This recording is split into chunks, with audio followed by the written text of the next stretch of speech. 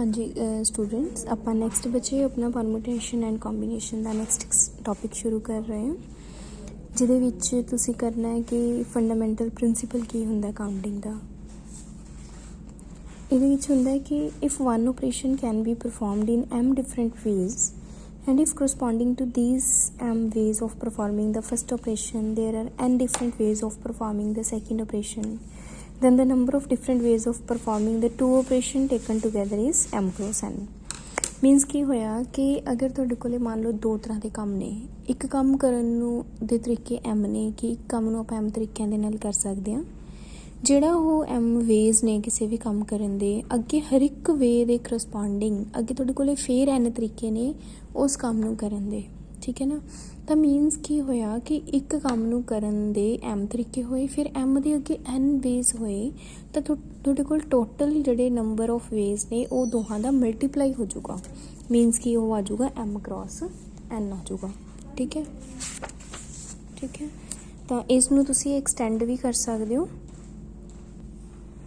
ਤਾਂ ਇਹਨੂੰ ਤੁਸੀਂ ਅੱਗੇ ਐਕਸਟੈਂਡ ਵੀ ਕਰ ਸਕਦੇ ਹੋ। ਜਿਵੇਂ ਲਿਖਿਆ ਕਿ if corresponding to each of m cross n ways of performing the two operations taken together there are p different ways of performing the third operation। Means ਕਿ ਉਸ ਤੋਂ ਬਾਅਦ ਤੀਸਰਾ ਕੰਮ ਕਰਨ ਦੇ ਤੁਹਾਡੇ ਕੋਲੇ p ਵੇਜ਼ ਨੇ, p ਨੰਬਰ ਆਫ ਵੇਜ਼ ਨੇ, ਤਾਂ ਟੋਟਲ ਨੰਬਰ ਆਫ ਵੇਜ਼ ਕਿੰਨੇ ਹੋ ਜਾਣਗੇ m cross n cross p। Means ਕਿ ਤੁਸੀਂ m n ਅਤੇ p ਨੂੰ ਮਲਟੀਪਲਾਈ ਕਰ ਦੋਗੇ। ਤਾਂ ਇਹ ਹੈ ਤੁਹਾਡੇ ਕੋਲੇ ਫੰਡਾਮੈਂਟਲ ਪ੍ਰਿੰਸੀਪਲ ਆਫ ਕਾਊਂਟਿੰਗ। ਇਹਨੂੰ ਤੁਸੀਂ ਫੰਡਾਮੈਂਟਲ ਪ੍ਰਿੰਸੀਪਲ ਆਫ ਐਸੋਸੀਏਸ਼ਨ ਜਾਂ ਫਿਰ ਮਲਟੀਪਲੀਕੇਸ਼ਨ ਪ੍ਰਿੰਸੀਪਲ ਵੀ ਕਹਿ ਸਕਦੇ ਹੋ, ਠੀਕ ਹੈ। ਤਾਂ ਇਸ ਚੀਜ਼ ਨੂੰ ਤੁਸੀਂ ਧਿਆਨ ਰੱਖਣਾ। ਨੈਕਸਟ ਤੁਹਾਡੇ ਕੋਲ ਐਗਜ਼ਾਮਪਲ ਹੈਗੀ ਆ ਫਸਟ ਐਗਜ਼ਾਮਪਲ ਦੇ ਵਿੱਚ ਜਿਵੇਂ ਤੁਹਾਡੇ ਕੋਲ ਹੈਗਾ ਕਿ Ram proposes to go to his friend. Ram ਆਪਣੇ ਫਰੈਂਡ ਕੋਲ ਜਾਂਦਾ Ali's house in a town ਵਿਚ is connected with his village by 3 different routes. ਕਿ ਰਾਮ ਜਿਹੜਾ ਹੈਗਾ ਉਹਨੇ ਆਪਣੀ ਫਰੈਂਡ ਅਲੀ ਦੇ ਹਾਊਸ ਜਾਣਾ, ਠੀਕ ਹੈ। ਤਾਂ ਉਹਦੇ ਕਹਿੰਦੇ ਪਿੰਡ ਮਤਲਬ ਵਿਲੇਜ ਦਾ ਜਿਹੜੇ ਰੂਟਸ ਹੈ ਉਹ 3 ਡਿਫਰੈਂਟ ਰੂਟਸ ਬਣਦੇ ਆ। Suppose first route, then second route, then third route, ਠੀਕ ਹੈ। 3 ways ਨੇ ਅਲੀ ਦੇ ਹਾਊਸ ਤੱਕ ਜਾਣ ਦੇ। from there he will go the city where his uncle lives। ਤਾਂ ਕਹਿੰਦੇ ਉੱਥੋਂ ਉਹ ਆਪਣੇ ਅੰਕਲ ਦੇ ਨਾਲ ਸਿਟੀ ਜਾਊਗਾ। the city is connected with the town by 2 different routes। then ਉਸ ਤੋਂ ਬਾਅਦ ਜਿਹੜੀ ਸਿਟੀ ਹੈ, ਸਿਟੀ ਪਹੁੰਚ ਗਿਆ। ਉਸ ਤੋਂ ਬਾਅਦ ਸਿਟੀ ਤੋਂ 2 ਡਿਫਰੈਂਟ ਰੂਟਸ ਜਾਂਦੇ ਨੇ। the various possible routes which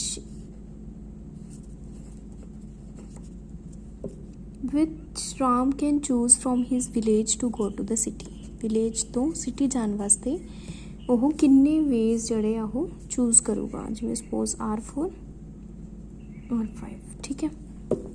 ਤਾਂ ਪਹਿਲਾਂ ਤੁਸੀਂ ਦੇਖੋ ਕਿ ਉਹ R1 ਤੋਂ ਜਾ ਕੇ R4 'ਤੇ ਜਾ ਸਕਦਾ ਹੈ ਜਾਂ R1 ਤੋਂ ਜਾ ਕੇ R5 'ਤੇ ਜਾ ਸਕਦਾ ਹੈ। ਤਾਂ ਹਰ ਇੱਕ R1 ਦੇ ਕਰਸਪੋਂਡਿੰਗ ਕਿੰਨੇ ਵੇਜ਼ ਹੋ ਗਏ, 2 ਵੇਜ਼ ਹੋ ਗਏ।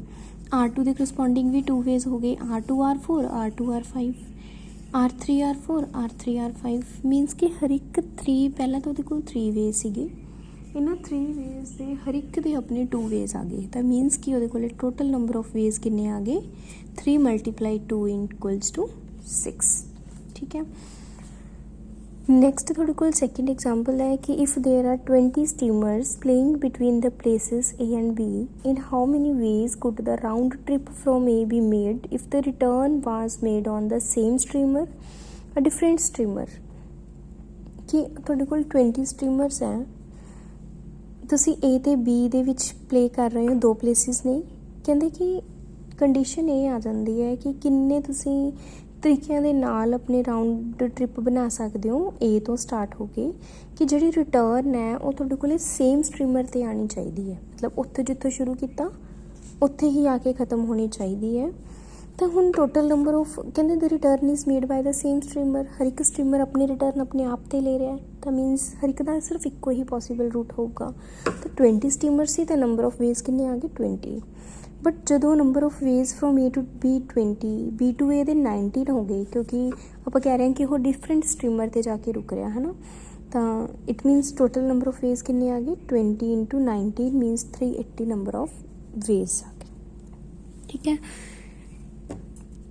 ਨੈਕਸਟ ਤੁਹਾਡੇ ਕੋਲ ਹੈਗੀ ਥਰਡ ਐਗਜ਼ਾਮਪਲ ਦੇ ਵਿੱਚ ਹੈਗਾ how many 4 letter code words are possible using the first 10 letters of the English alphabet if no letter can be repeated। कि कोई ਲੈਟਰ ਦੁਬਾਰਾ ਰਿਪੀਟ ਨਹੀਂ ਹੋਊਗਾ। ਦੇਖੋ ਤੁਹਾਡੇ ਕੋਲ 10 ਵੇਜ਼ ਨੇਗੇ ਅਲਫਾਬੈਟ ਨੂੰ ਚੂਜ਼ ਕਰਨ ਦੇ। ਤੁਸੀਂ ਪਹਿਲੇ 10 ਲੈਟਰਸ ਦੇ ਵਿੱਚੋਂ ਲਿਖਣਾ ਹੈ। Suppose A B C D E F G H I and J, ਇਹ ਪਹਿਲੇ 10 ਲੈਟਰਸ ਹੋ ਗਏ ਇੰਗਲਿਸ਼ ਅਲਫਾਬੈਟ ਦੇ।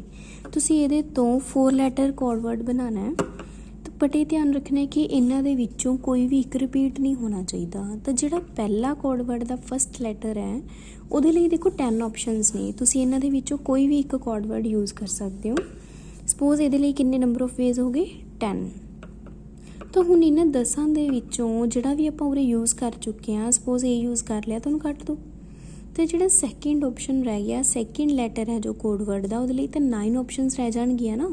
ਤਾਂ ਇਹਦੇ ਲਈ 9 ਆਪਸ਼ਨਸ, ਦੈਨ ਇਹਦੇ ਲਈ 8 ਆਪਸ਼ਨਸ, ਦੈਨ ਇਹਦੇ ਲਈ 7 ਆਪਸ਼ਨਸ। ਜਦੋਂ ਆਪਾਂ ਨੇ ਇੱਕ ਲੈਟਰ ਸਿਲੈਕਟ ਕਰਤਾ, ਫਿਕਸ ਕਰਤਾ, ਤਾਂ ਉਹ ਅਗਲੀ ਵਾਰੀ ਨੂੰ ਕੱਟ ਜੂਗਾ, ਉਹਨੂੰ ਆਪਾਂ ਵਿੱਚ ਇਨਕਲੂਡ ਨਹੀਂ ਕਰਨਾ। ਕਿਉਂ? ਕਿਉਂਕਿ ਉਹਨਾਂ ਨੇ ਕਿਹਾ ਹੈ ਕਿ ਕੋਡ ਵਰਡ ਦਾ ਕੋਈ ਵੀ ਲੈਟਰ ਰਿਪੀਟ ਨਹੀਂ ਹੋਣਾ ਚਾਹੀਦਾ। ਠੀਕ ਹੈ, ਤਾਂ ਮੀਨਸ ਕੀ ਆ ਗਿਆ ਕਿ first letter of the code can be selected in 10 ways, second letter of the code can be selected in 9 ways, third letter in 8 ways and fourth letter in the 7 ways.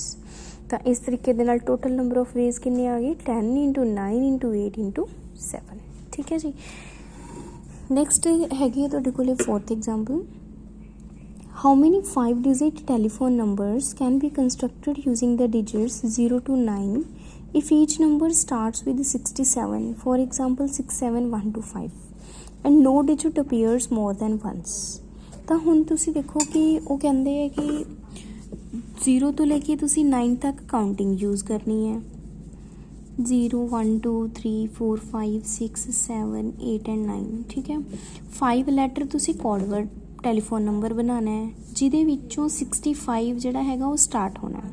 Means ਕਿ ਤੁਸੀਂ ਦੇਖੋ ਕਿ ਇਹਨਾਂ ਦੇ ਵਿੱਚੋਂ ਇੱਕ ਤਾਂ ਉਹ ਕਹਿੰਦੇ ਕਿ ਰਿਪੀਟ ਨਹੀਂ ਕੋਈ ਹੋਣਾ ਚਾਹੀਦਾ, ਮੀਨ 6 ਅਤੇ 7 ਨੂੰ ਆਪਾਂ ਦੁਬਾਰਾ ਯੂਜ਼ ਨਹੀਂ ਕਰ ਸਕਦੇ, ਇਹਨਾਂ ਨੂੰ ਕੱਟ ਦਿਓ ਆਪਸ਼ਨ ਦੇ ਵਿੱਚੋਂ। ਅਤੇ ਆਪਾਂ ਹੁਣ ਪਿੱਛੇ ਕਿੰਨੇ ਪਲੇਸਿਸ ਰਹਿੰਦੇ ਫਿਲ ਕਰਨੇ 3 ਪਲੇਸਿਸ। ਤਾਂ ਇਹਨਾਂ 3 ਪਲੇਸਿਸ ਦੇ ਵਿੱਚੋਂ ਜਿਹੜਾ ਫਸਟ ਪਲੇਸ ਹੈ ਉਹਦੇ ਲਈ ਕਿੰਨੀਆਂ ਆਪਸ਼ਨਸ ਬਣਦੀਆਂ ਨੇ 1 2 3 4 5 6 7 ਅਤੇ 8। ਮੀਨਸ ਕਿ ਇਹਦੇ ਲਈ 8 ਵੇਜ਼ ਨੇ ਪੁੱਟ ਕਰਨ ਦੇ। ਹੁਣ ਰਿਪੀਟ ਨਹੀਂ ਕਰਨਾ ਤਾਂ ਜਿਹੜੇ 8 ਰਹਿੰਦੇ ਸੀਗੇ ਉਹਨਾਂ ਦੇ ਵਿੱਚੋਂ ਇੱਕ ਫੇਰ ਕੱਟ ਜਾਣਾ ਹੈ, ਤਾਂ ਇੱਥੇ 7 ਵੇਜ਼ ਹੋ ਜਾਣਗੇ, ਇੱਥੇ 6 ਵੇਜ਼ ਹੋ ਜਾਣਗੇ। ਤਾਂ ਟੋਟਲ ਨੰਬਰ ਆਫ ਵੇਜ਼ ਕਿੰਨੇ ਆ ਗਏ 8 × 7 × 6 ਮੀਨਸ 336। ਠੀਕ ਹੈ, ਤਾਂ ਇਸ ਤਰੀਕੇ ਨਾਲ ਤੁਸੀਂ ਕੈਲਕੂਲੇਟ ਕਰ ਲਿਆ। ਨੈਕਸਟ ਹੈਗਾ example number 5। A class consists of 40 girls and 60 boys. In how many ways can a president ठीक है in how many ways can a president, vice president, treasurer and secretary be chosen if the treasurer must be a girl and the secretary must be a boy and a student may not hold more than one office? Condition ये है कि देखो 40 girls ने 60 boys ने, अपन एक president, एक vice president, एक treasurer and एक सैकटरी चूज करना है। ठीक है, तो हुण कहते कि जो ट्रेजरर है वो एक लड़की होनी चाहिए है। तो लड़कियां कितनियां ने अपने कोल 40, तो ट्रेजरर चूज करन दे कितने वेज हो गए 40 वेज। एंड जिहड़ा अपने कोल सैकटरी है वो एक लड़का होना चाहिए, तो उन्होंने चूज करन दे 60 वेज ने बिकॉज देयर आर 60 बॉयज़। ठीक है, ਹੁਣ ਜਦੋਂ 2 ਸਿਲੈਕਸ਼ਨਸ ਘੱਟ ਚੁੱਕੀਆਂ ਨੇ, ਟੋਟਲ ਸਟੂਡੈਂਟ 100 ਸੀਗੇ ਤਾਂ ਟੋਟਲ 98 ਰਹਿ ਗਏ। ਹੁਣ ਹਜੇ 2 ਆਫਿਸ ਰਹਿੰਦੇ ਹੈ, ਇੱਕ ਆਪਣੇ ਕੋਲ ਰਹਿੰਦਾ ਪ੍ਰੈਜ਼ੀਡੈਂਟ ਦਾ, ਇੱਕ ਰਹਿੰਦਾ ਵਾਈਸ ਪ੍ਰੈਜ਼ੀਡੈਂਟ ਦਾ। ਠੀਕ ਹੈ, ਤਾਂ ਹੁਣ ਪ੍ਰੈਜ਼ੀਡੈਂਟ ਲਈ 98 ਆਪਸ਼ਨਸ ਰਹਿ ਗਈਆਂ, ਚਾਹੇ ਉਹ ਵਾਈਸ ਪ੍ਰੈਜ਼ੀਡੈਂਟ ਦੀਆਂ ਵੀ ਹੋ ਸਕਦੀਆਂ ਨੇ, no matter. And vice president ਲਈ ਫਿਰ ਇੱਕ ਹੋਰ ਘੱਟ ਜੂਗੀ ਤਾਂ ਉਹ ਰਹਿ ਗਈਆਂ 97 ਆਪਸ਼ਨਸ। ਤਾਂ ਇਸ ਤਰੀਕੇ ਨਾਲ ਤੁਸੀਂ ਇਹਨਾਂ ਨੂੰ ਮਲਟੀਪਲਾਈ ਕਰਕੇ ਰਿਕੁਆਇਰਡ ਨੰਬਰ ਆਫ ਵੇਜ਼ ਆ ਜਾਣਗੇ ਜਿਹਦੇ ਨਾਲ ਤੁਸੀਂ ਆਪਣੀ ਸਿਲੈਕਸ਼ਨ ਜਿਹੜੀ ਆ ਉਹ ਕਰ ਸਕਦੇ ਹੋ। ਨੈਕਸਟ 6th ਐਗਜ਼ਾਮਪਲ ਹੈਗੀ ਹੈ numbers 1 2 and 3 are written on the 3 cards. 3 cards ਦੇ ਉੱਪਰ ਆਪਾਂ ਨੇ 1 2 3 ਲਿਖਿਆ। How many 2 digit numbers can be formed by placing 2 cards side by side. 3 ਦੇ ਵਿੱਚੋਂ 2 ਕਾਰਡ ਚੂਜ਼ ਕਰਨੇ ਹੈ ਨਾ। ਤਾਂ ਹੁਣ 3 ਨੰਬਰ ਲਿਖੇ ਹੈ 1 2 3। ਹੁਣ ਜਿਹੜਾ ਫਸਟ ਕਾਰਡ ਰੱਖਣਾ ਹੈ ਉਹਦੇ ਲਈ ਕਿੰਨੀਆਂ ਆਪਸ਼ਨਸ ਨੇ 3, ਤਾਂ ਪਿੱਛੇ ਕਿੰਨੀਆਂ ਰਹਿ ਗਈਆਂ 2, ਕਿਉਂਕਿ ਇੱਕ ਤਾਂ ਚੱਕ ਚੁੱਕੀ ਹੈ ਨਾ, ਬਾਕੀ 2 ਆਪਸ਼ਨਸ ਰਹਿ ਗਈਆਂ। ਟੋਟਲ ਨੰਬਰ ਆਫ ਕਾਊਂਟਿੰਗਸ ਕਿੰਨੀਆਂ ਆ ਗਈਆਂ 6 ਆ ਗਈਆਂ।